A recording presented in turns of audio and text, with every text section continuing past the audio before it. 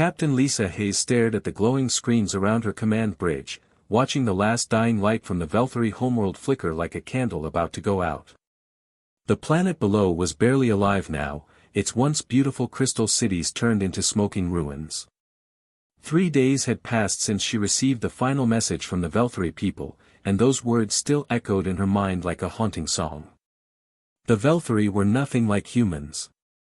They looked like living crystals that could think and feel, beings made of light and mineral who had never known war or violence. For thousands of years, they had lived peacefully among the stars, creating art and music that could make grown warriors weep. They were gentle souls who believed that all life in the universe was sacred and beautiful. But gentleness means nothing to predators. Hayes rubbed her tired eyes and looked at the tactical display showing dozens of small ships desperately fleeing through space. These were the survivors, families packed into anything that could fly, running from an enemy that saw them as nothing more than insects to be crushed.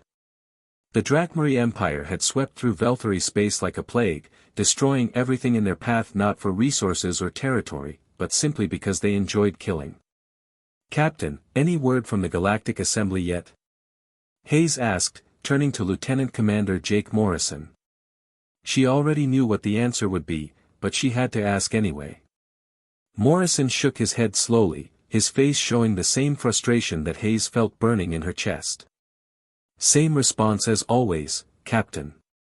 They sent another message about providing humanitarian aid and asked everyone to work through proper diplomatic channels. No mention of actually stopping the killing." Hayes felt her hands clench into fists.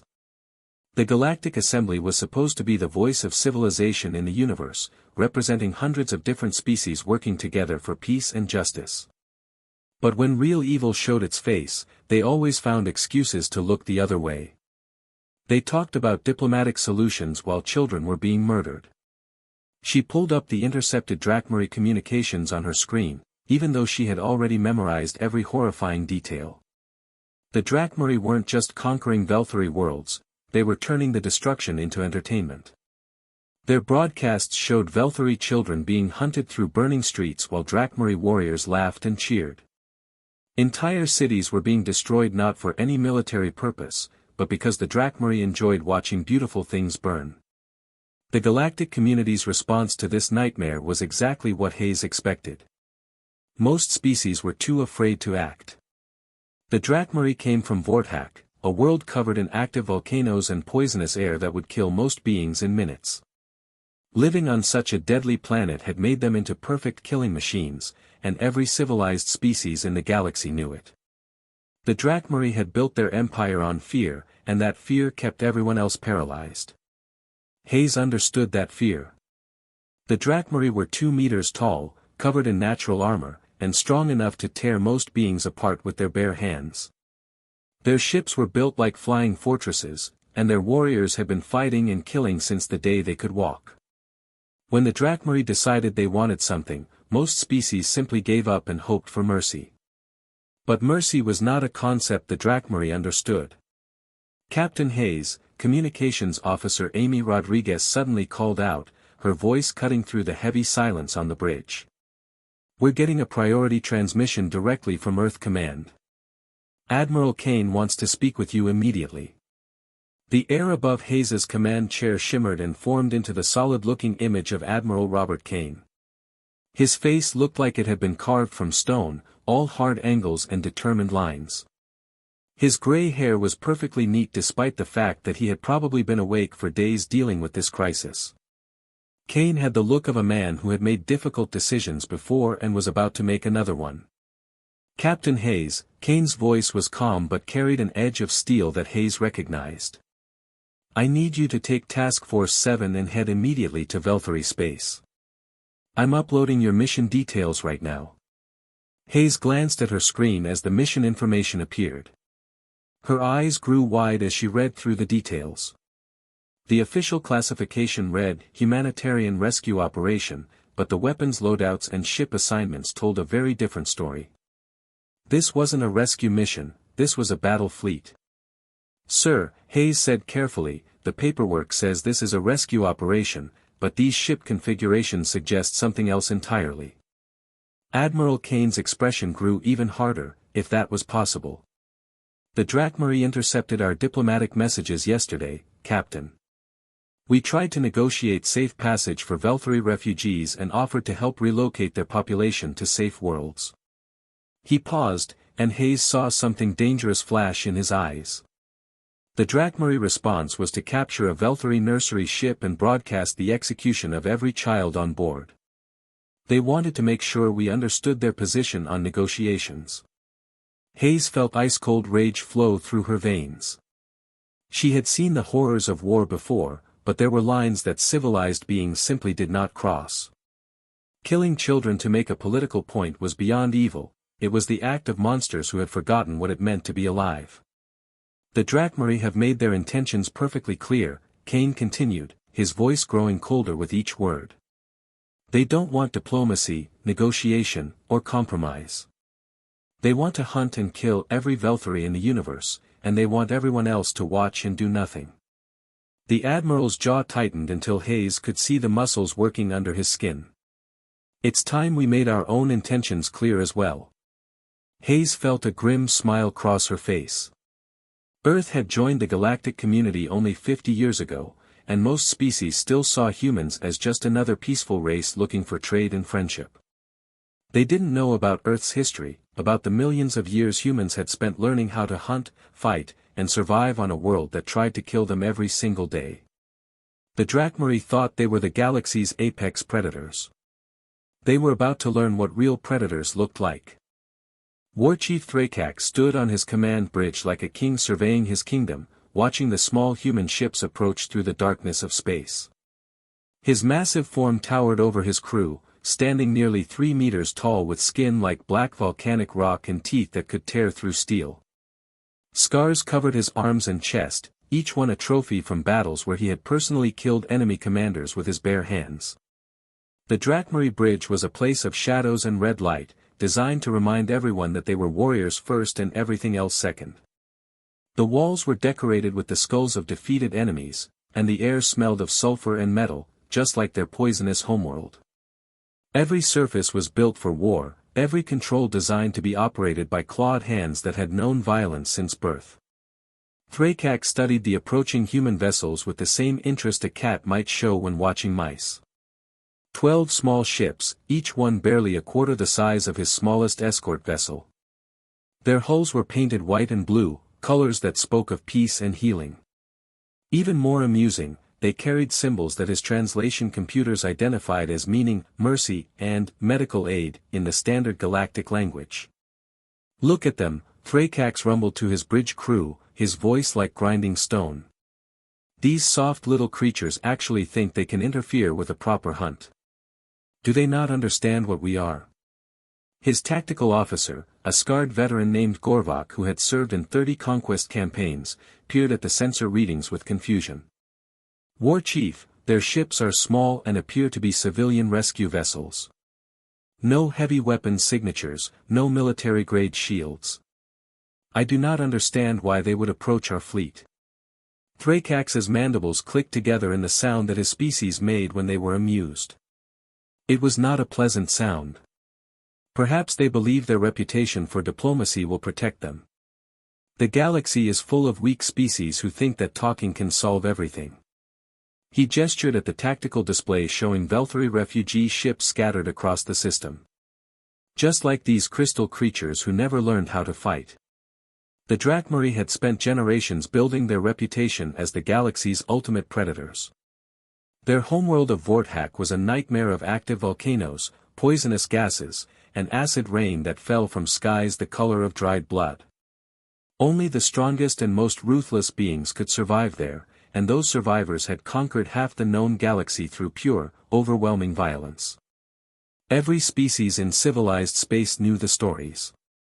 Drakmari warriors who could crush enemy skulls with their bare hands.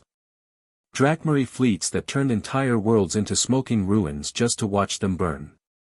Drakmari war chiefs who kept the heads of defeated enemies as trophies and ate the hearts of worthy opponents to gain their strength. Shall we simply destroy them now, War Chief? Asked his weapons officer, a younger warrior eager to prove himself in battle. Their shields cannot possibly withstand even our smallest guns. Thracax shook his massive head, causing the bone ornaments in his hair to rattle like wind chimes made of death. No, young Crather. Where is the sport in that? These humans have traveled across the galaxy to witness our great hunt. The least we can do is give them a proper show before they die. He turned to his communications officer with a grin that showed rows of razor-sharp teeth. Open a channel to the lead human vessel. Let us see what these garden world dwellers have to say before we send them to join their crystal friends in extinction. The main screen flickered to life, showing the bridge of the human ship. Thracax was not impressed by what he saw. The human captain was a small female creature with pale skin and soft features, exactly what he expected from a species that had evolved on some gentle world where the biggest danger was probably a thunderstorm. She wore a clean blue uniform with insignia that marked her as Captain Hayes of something called the Terran Defense Force. Thracax had never heard of this Terran Defense Force, but he assumed it was some kind of rescue organization that helped evacuate civilians from war zones. The galaxy was full of such groups, well-meaning beings who thought they could stop war with good intentions and medical supplies. I am War Chief Thracax of the Drakmari 3rd Fleet, he announced, his voice booming across the communication channel. You have entered sacred hunting grounds where the strong feast upon the weak. Surrender your vessels now, and I will grant you the honor of watching us finish cleansing this sector of crystal vermin before your own executions. Thracax expected the human female to show fear, to beg for mercy, or to at least tremble when faced with the might of the Drakmari Empire. Instead, her expression remained completely unchanged. She looked at him the way someone might look at a mildly interesting insect. War Chief Thracax, the human said in a calm, steady voice that showed no trace of fear whatsoever. I am Captain Hayes of the Terran Defense Force. You have exactly 60 seconds to begin withdrawing all of your forces from Velthari space. This is your only warning. For a moment, Thracax was so shocked by her words that he could not respond. Then his entire bridge crew burst into laughter that echoed through the ship like the sound of grinding metal. Even battle-hardened Drakmari warriors who had seen every form of courage and stupidity in the galaxy could not believe what they had just heard. A soft little creature from some unknown garden world was giving ultimatums to the Drakmari Empire. It was like watching a flower try to threaten a volcano. Did you hear that? Thracax called out to his crew between fits of laughter. This tiny female thinks she can give orders to warriors who have conquered 100 worlds. She believes her 12 little rescue ships are a match for the 3rd Fleet. His tactical officer was practically gasping with amusement. War Chief, perhaps she does not understand who we are. Should we send her recordings of our previous conquests to educate her? Thracax wiped tears from his eyes and looked back at the human captain, who was still watching him with that same calm expression. If anything, she looked slightly bored, as if waiting for him to finish making noise so they could continue their conversation. Amusing little creature, Thracax said, his voice dripping with mock affection. Your courage is almost admirable, even if it comes from ignorance. Because you have entertained us so well, I promise that your death will be slightly less painful than it would have been otherwise. He cut the communication channel and turned to his weapons officer with anticipation bright in his red eyes. Destroy them all, Crather. Make it slow so they have time to understand their mistake. Yes, War Chief, Crather replied eagerly, his clawed hands dancing over the weapon controls. Target acquired and locked. Firing in 3, 2. War Chief, his sensor operator suddenly called out, his voice filled with confusion and something that might have been concern. The human ships, they are changing. Their configuration is shifting. Thracax turned back to the tactical display, expecting to see the humans attempting some desperate evasive maneuver. Instead, what he saw made his blood run cold for the first time in decades. The 12 small rescue vessels were transforming before his eyes. The transformation began slowly, like a flower opening its petals in reverse. What had looked like harmless rescue ships just moments before started changing in ways that made the Drakmari sensors go completely crazy. Warning alarms screamed across every Drakmari bridge as their computers tried to make sense of what they were seeing. Hull plates that had seemed welded in place suddenly moved with mechanical precision, sliding apart and rotating to reveal compartments that should not have existed. Where peaceful medical symbols had been painted on white metal, dark weapons ports now opened like hungry mouths. The 12 small vessels grew larger as hidden sections extended outward, and their innocent blue and white colors shifted to reveal the dark gray of military-grade armor underneath. Warchief Thrakax felt his confident grin disappear as he watched his tactical displays paint impossible readings. These were not rescue ships. They were not even normal warships. They were something else entirely, something his sensors had never seen before. Modular battleships that could disguise themselves as civilian vessels, then transform into weapons of war that defied every rule of galactic ship design. "What are those things?" whispered his sensor operator, staring at readouts that showed weapon signatures bigger than anything in the Drakmari fleet. "War Chief, their firepower ratings are off the charts. These readings cannot be accurate." But Thrakax knew the readings were accurate. He could see the weapons ports opening, revealing guns that were larger than some of his escort ships. He could see missile tubes sliding into firing position, each one loaded with warheads that his computers calculated could punch through a moon. Most terrifying of all, he could see that every single weapon was now pointed directly at his fleet. On her bridge, Captain Hayes watched her tactical display show 30 Drakmari warships sitting in perfect formation, exactly where they had been when they thought they were facing helpless civilians. The enemy had not moved, had not raised their shields to full power, had not even begun to turn their ships toward escape routes. They were sitting there like targets in a shooting gallery, completely paralyzed by the shock of seeing prey transform into predators. "All stations, this is Captain Hayes," she spoke into her communication system, her voice reaching every human ship in the task force. Her words were calm and professional, the tone of someone giving routine orders rather than preparing for humanity's first real battle in galactic space. "The Drakmari have made their choice clear. They want to hunt children for sport and broadcast torture for entertainment.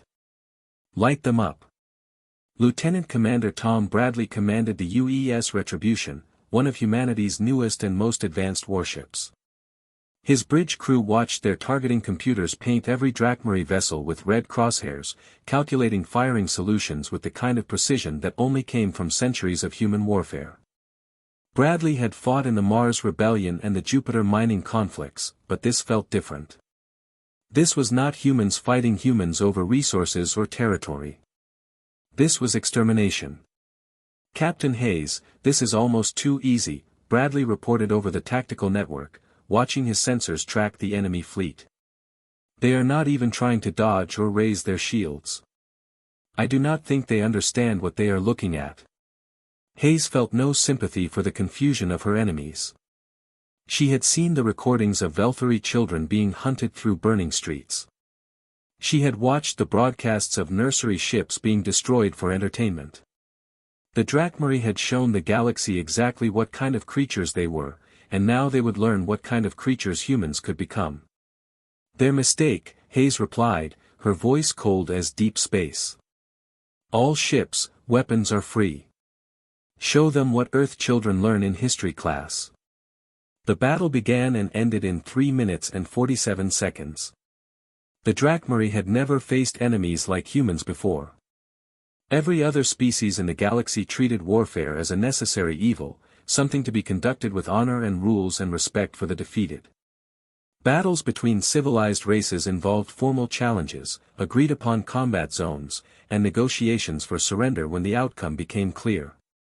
Humans had learned warfare in a very different school. For millions of years, they had evolved as persistence hunters on a world that tried to kill them every single day. They had learned to track prey across continents, to corner enemies with no escape, and to kill efficiently without wasting time on honor or mercy. When humans went to war, they did not seek victory, they sought extinction of their enemies. The railgun rounds came first, chunks of metal accelerated to enormous speeds by magnetic fields that could power small cities. These projectiles moved so fast that the Drakmari shields, designed to stop energy weapons and conventional missiles, simply did not register them as threats until it was too late. The rounds punched through armor like bullets through paper, venting atmosphere and killing crew members throughout the Drakmari ships. Next came the plasma torpedoes, guided by artificial intelligence systems that had been designed by humans who understood hunting. These were not simple explosive weapons, they were smart missiles that could think and adapt, tracking their targets through any evasive maneuver and finding weak spots in enemy armor that biological eyes would never see.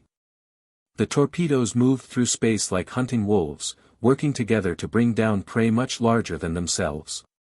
When the Drakmari finally understood what was happening and tried to escape, they discovered that human tactical planning had already anticipated their every move. Escape routes that should have been clear were blocked by mines that had been deployed before the battle even began. Jump points that led to safety were covered by human ships that had moved into position while the Drakmari were still laughing at the harmless rescue vessels. Warchief Thrakax watched his fleet die around him, ship after ship disappearing from his tactical display in flashes of light and expanding clouds of debris. His own flagship shook under impacts that his shields could not stop, and he could smell the smoke from fires burning throughout his vessel. Emergency alarms screamed warnings that no one was alive to hear. With his dying breath, Thrakax managed to send one final transmission to the Drakmari High Command, a desperate warning that he hoped would reach his people before these terrible humans found their homeworld. "They are not like the others," he gasped into his communication system as explosions tore through his bridge. "They do not fight like warriors. They hunt like we do, but worse, much, much worse. Do not let them reach Vorthak. Do not let them." The transmission cut off as the flagship exploded, taking the war chief and his dreams of conquest with it. Captain Hayes stood on her bridge, watching the tactical display show empty space where 30 Drakmari warships had been just minutes before. Debris fields marked the spots where each enemy vessel had died, but there were no survivors, no escape pods, no prisoners to interrogate. The battle had been total and absolute. "Signal the Velthari refugee fleet," Hayes ordered, her voice returning to the calm professionalism of a rescue mission. "Safe passage is now secured. Begin rescue operations and prepare medical aid for survivors." But as her ships moved to help the fleeing civilians, Hayes knew that this was only the beginning. The galaxy was about to learn that Earth's children were no longer prey. Admiral Robert Kane stood in the command center of the UES Unbreakable, watching data streams flow across dozens of holographic displays like digital waterfalls. His flagship was the pride of humanity's deep space fleet, a massive vessel that could house 10,000 crew members and carry enough firepower to level a moon. But right now, Kane was more interested in the intelligence reports flooding in from across Drakmari space than in his ship's impressive weapons. The bridge around him hummed with quiet activity as his officers processed information from human reconnaissance units scattered throughout the galaxy. What had begun as a simple rescue mission to save the Velthari people had transformed into something much larger and more significant. The humans had not just defeated a Drakmari fleet, they had announced to the entire galaxy that Earth's children were no longer content to watch civilized species get slaughtered by predators. Captain Michael Chen, Kane's chief of staff and closest advisor, approached with a data tablet containing the latest intelligence summary. Chen was a thin, serious man who had spent most of his career analyzing enemy movements and predicting their next actions. He had an uncanny ability to read between the lines of military communications and understand what enemies were really thinking. "Admiral, we are getting reports from all across Drakmari territory," Chen said, his voice carrying a mixture of excitement and disbelief. "The Drakmari High Command has activated every single military unit they possess. Our intelligence analysts estimate they are moving over 300 warships toward the Helios sector, planning to meet us in one massive battle." Kane studied the tactical projections that showed Drakmari fleet movements like red arrows converging on a single point in space. The enemy was gathering their entire military force for what they clearly believed would be the decisive engagement of the war. They were putting everything they had on one roll of the dice, confident that sheer numbers would overcome whatever tricks the humans had used in their first victory. "They still do not understand what they are fighting, do they?" Kane asked, though he already knew the answer from the grim expression on Chen's face. "No sir, they really do not," Chen replied, scrolling through intercepted Drakmari communications on his tablet. "Their messages to each other suggest they believe we achieved our first victory through some kind of experimental superweapons. They think we got lucky with advanced technology and that a conventional fleet battle will expose our weaknesses." Kane almost felt sorry for them. The Drakmari were preparing to fight the kind of war they understood, a straightforward clash between battle fleets where the side with more ships and bigger guns would emerge victorious. They had no concept of human tactical doctrine, which treated every engagement as a hunt rather than a battle. Humans did not seek to defeat enemies, they sought to eliminate them completely. Colonel Sandra Martinez, the tough-as-nails commander of the fleet's marine forces, looked up from her own tactical displays with something like amazement in her voice. "Admiral, my ground assault teams are reporting something very interesting from the planets we have already secured. Drakmari civilian populations are abandoning entire worlds ahead of our advance. They are packing up their families and fleeing to their inner territories." This was unexpected news. The Drakmari had built their empire on the principle that they were the ultimate predators in the galaxy, beings so fierce and dangerous that other species would surrender rather than fight them. Their civilians had never experienced defeat or retreat because no enemy had ever penetrated deep enough into Drakmari space to threaten their homes. "They are afraid of us," Martinez continued, her voice filled with wonder at the concept. "These are the same beings who built an empire by terrorizing half the galaxy, and now they are running from human soldiers like scared children." Kane was not surprised by this development. The Drakmari had conquered dozens of worlds by convincing their enemies that resistance was hopeless, that the smart thing to do was surrender quickly and hope for mercy. They had never faced opponents who treated warfare as a natural part of existence, something to be approached with the same methodical efficiency that humans used for any other task. Communications Officer Ryan Walker, a young but capable officer who monitored all incoming messages, suddenly straightened in his chair with excitement. "Admiral, we are receiving a transmission from Captain Hayes' task force. They have reached the Drakmari Forward Command Base in the Zeta Reticuli system. Captain Hayes is requesting permission to demonstrate what she calls human diplomatic protocols." Kane felt a cold smile cross his face. He knew exactly what Hayes meant by diplomatic protocols, and he knew that the demonstration would send a message that would be heard throughout the galaxy. The Drakmari had shown their idea of diplomacy by broadcasting the torture of children. Now it was time to show them humanity's version. "Permission granted," Kane said simply. "Tell Captain Hayes she has complete authority to conduct negotiations as she sees fit." The demonstration was everything Kane had hoped it would be and more.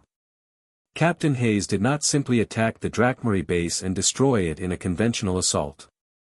Instead, her task force systematically hunted down every single enemy unit in the system like a pack of wolves cornering prey. When Drakmari ships tried to escape, human vessels were already waiting at every possible exit route. When ground installations attempted to hide using camouflage and stealth technology, human sensors found them anyway and eliminated them with surgical precision. Most importantly, Hayes made sure that every moment of the engagement was recorded and broadcast across galactic communication networks. She wanted every civilization in known space to see exactly how humans conducted warfare when pushed beyond the limits of patience and mercy. The recordings showed Drakmari warriors, beings who had terrorized the galaxy for centuries, running in panic from human soldiers who moved through their bases like death itself. It showed the systematic dismantling of 300 years of Drakmari military infrastructure in less than 6 hours. Most shocking of all, it showed that the humans were not angry or emotional about their work, they approached the destruction of their enemies with the same calm efficiency they might use to repair a broken machine.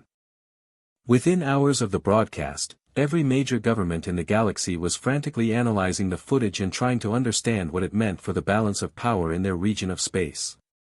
The humans were not just winning battles against the Drakmari, they were hunting the galaxy's most feared predators like prey animals. Captain Chen approached Kane again, this time carrying reports that seemed almost impossible to believe. "Admiral, we are receiving surrender requests from 17 different Drakmari colony worlds. They are not asking for mercy or negotiated terms. They are offering complete tribute and vassalage to the Earth government. Kane considered this development carefully. When humanity had first made contact with galactic civilization 50 years ago, they had come seeking trade partnerships and cultural exchange. They had wanted to be good neighbors in the cosmic community, sharing knowledge and working together to build a better future for all species. Instead, they had discovered a universe where brutal empires like the Drachmari were allowed to slaughter peaceful civilizations while the so-called civilized species looked the other way and made excuses. They had found a galaxy where strength meant everything and mercy was seen as weakness. Perhaps it was time to teach the galaxy a different lesson about strength and mercy. Kane looked around his bridge at the officers who had followed him across the stars to fight monsters and protect the innocent. These were good people who had signed up to explore the universe and defend their homes, not to become conquerors. But sometimes the universe forced good people to make hard choices. "Signal the fleet," Kane ordered, his voice carrying across the bridge with quiet authority. "Set course for the Drachmari homeworld. It is time to end this war permanently." The Drachmari homeworld of Vorthak hung in space like a glowing coal, its surface covered with active volcanoes that painted the sky the color of dried blood. For over 2,000 years, no enemy fleet had ever dared approach this hellish world. The planet's toxic atmosphere could kill most galactic species in minutes, and its surface was so hostile that even the Drachmari themselves lived in sealed underground cities carved from volcanic rock. This was the fortress world that had spawned the galaxy's most feared warrior race, a place so dangerous that it served as both home and training ground for beings who viewed conquest as their natural right. The Drachmari had always believed that Vorthak was their ultimate protection. Any enemy foolish enough to attack them would have to face them on a world that would kill invaders before the battle even began. Admiral Kane's fleet emerged from hyperspace like a pack of hunting wolves, 200 ships strong, their hulls scarred and blackened from a dozen victorious battles across Drachmari space. The human vessels moved in perfect formation, each ship positioned with mathematical precision that spoke of tactical planning far beyond anything the galaxy had seen before. These were not the desperate refugees or peaceful traders that the Drachmari had expected when they first heard of humanity's existence. On the surface of Vorthak, deep beneath layers of volcanic rock and poisonous air, the Drachmari High Command watched their orbital sensors with growing horror. The massive command bunker that served as the heart of their empire had been carved from a mountain of obsidian, its walls decorated with the skulls of conquered enemies and weapons taken from defeated foes. For centuries, this chamber had been a place of celebration and conquest planning, where war chiefs gathered to divide up newly captured territories. Now it felt like a tomb.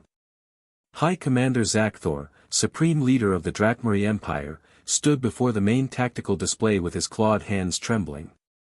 He was ancient even by Drachmari standards, having lived for over 4 centuries and personally led the conquest of 30 different star systems. His massive frame was covered in battle scars that told the story of countless victories, and his armor was forged from the bones of enemies he had killed with his own hands.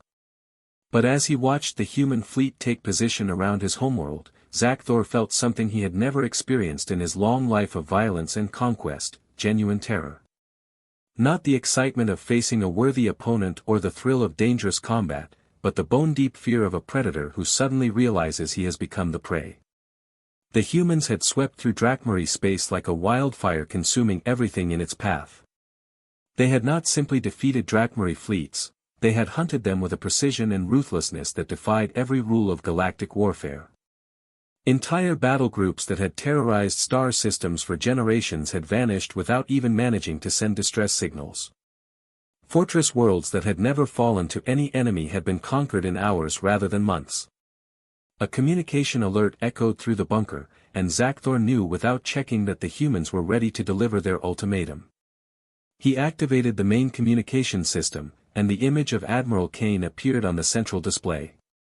The human looked exactly like what Zakthor had expected, a small, soft creature from some garden world where the worst danger was probably a thunderstorm. But Kane's eyes told a different story. They were the eyes of a hunter, cold and patient and absolutely certain of victory. "This is Admiral Robert Kane of the Terran Defense Force," the human said, his voice reaching every communication device on Vorthak and every ship in the orbital defense fleet. 3 weeks ago, your forces began the systematic extermination of the Velthari people, peaceful beings whose only crime was existing in space you wanted for yourselves.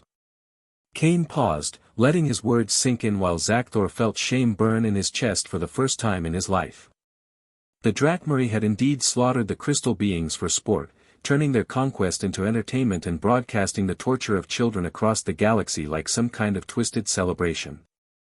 When Earth offered you the opportunity for peaceful withdrawal and negotiated settlement, your war chiefs chose to respond by capturing a Velthari nursery ship and broadcasting the execution of every child on board. You wanted to make sure the galaxy understood that mercy was weakness and that the strong could do whatever they pleased to the weak. Zakthor remembered that broadcast clearly. He had approved it personally, believing that such a demonstration of power would convince the humans and any other potential enemies that the Drakmari Empire could not be challenged or negotiated with. It had seemed like brilliant psychological warfare at the time. Now he realized it had been his species' death warrant. Today you face the consequences of that choice, Kane continued, his voice growing colder with each word. You have exactly 1 hour to surrender unconditionally and begin making reparations to the surviving Velthari populations. Your empire will be dissolved, your military forces will be disbanded, and your worlds will be placed under Terran oversight until you learn how to be civilized members of the galactic community. The Admiral leaned forward slightly, and Zakthor could see something terrible in those human eyes, something that spoke of depths of violence that even the Drakmari had never imagined. If you refuse, Kane said quietly, we will demonstrate why the children of Earth learned to fear the dark long before they learned to fear anything else in the universe. The transmission ended, leaving the Drakmari High Command staring at blank screens in stunned silence. Around the chamber, war chiefs who had conquered worlds and slaughtered millions looked at each other with expressions of complete defeat.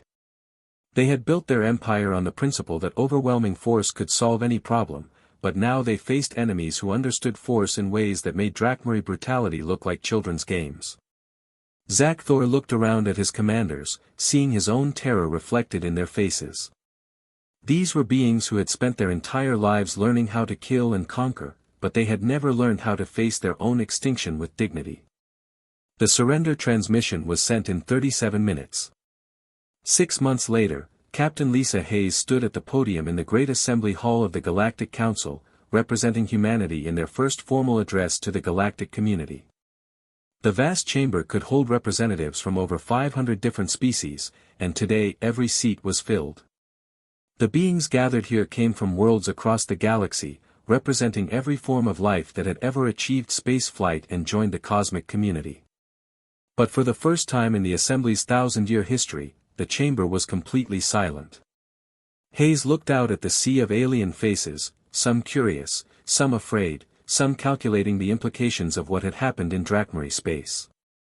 She knew that every species represented here was trying to understand what humanity's victory meant for the balance of power in their region of the galaxy. Honorable delegates, Hayes began, her voice carrying clearly through the vast chamber, many of you have asked why humanity concealed our true military capabilities when we first sought membership in this assembly 50 years ago. The answer is simple, we did not conceal anything. You never asked what kind of world we came from. She gestured to the holographic display that materialized above the assembly floor, showing images of Earth in all its dangerous beauty. Hurricanes that could level cities, earthquakes that could split continents, volcanoes that could change global weather patterns, and predators that hunted in coordinated packs with intelligence and patience that rivaled any sentient species. You assumed that because we sought peace and cooperation, we were incapable of war. You believed that because we valued life and tried to preserve it, we were unwilling to take it when necessary. Those assumptions nearly cost the Velthari people their complete extinction while you offered thoughts and prayers instead of action. The chamber remained silent as Hayes continued, her words carrying the weight of absolute certainty. Humanity offers the same choice we have always offered to every species we encounter: cooperation, trade, cultural exchange, and mutual prosperity. We believe that the galaxy is large enough for everyone to find their place and build better lives for their children. She paused, looking directly at the representatives of several species that had their own histories of conquest and expansion. But understand this clearly, we come from a world where the weak die and the strong protect the pack. When peaceful species ask for our protection from predators and bullies, they receive it without question. When civilized beings are threatened by those who hunt children for sport and broadcast torture for entertainment. Hayes let the silence stretch for several heartbeats, making sure every being in the chamber understood exactly what she was saying. Those predators become our prey. The vote to establish the Terran Protectorate was unanimous. 43 species requested immediate protection agreements within the first week, and applications continued to pour in from across the galaxy. The age of gentle diplomacy, where the civilized looked away while the strong preyed upon the weak, had ended. The age of the Deathworlders had begun.